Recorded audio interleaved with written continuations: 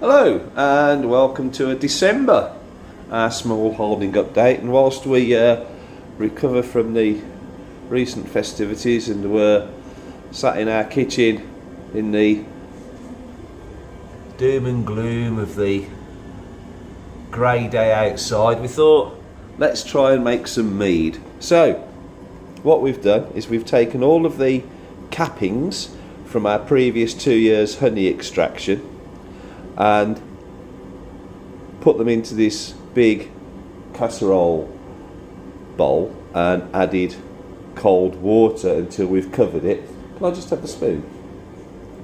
Thank you, assistant. So we've now got the water, wax and honey mix on the hob, and we're heating it gently so the whole thing melts. So all we've done is add cold water. So after a time it'll heat, the wax will melt, we will then leave it to settle, and the wax will, the heated water will have extracted the honey, so we'll have honey water sitting underneath the cold wax. That honey and water will then be bottled and left to ferment for around 12 months to hopefully become mead.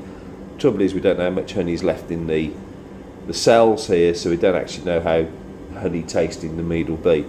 Anyway, what we'll then do is we'll refine the wax a second time, heating it up again, then pushing it through a sieve or muslin to keep out all of the brown bits so it becomes a purer colour, and we'll either use that in our lip salve or into the candles that we'll hopefully be making.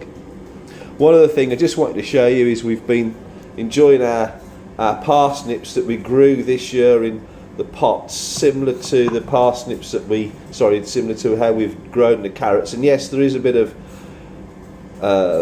brown on the skin, but you know what? Those are as good as you buy in the shops, and I bet they're going to be far tastier.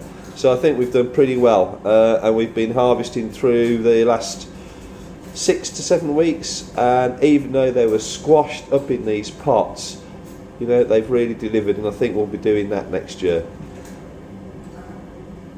And finally, one final thing, we have an abundance of quails eggs, so we're making loads of quail eggs, Scotch eggs at the moment, but the quails are doing really well. All our chickens are, well, not all of the chickens, but the chickens seem to be laying again since we've introduced a new cockerel.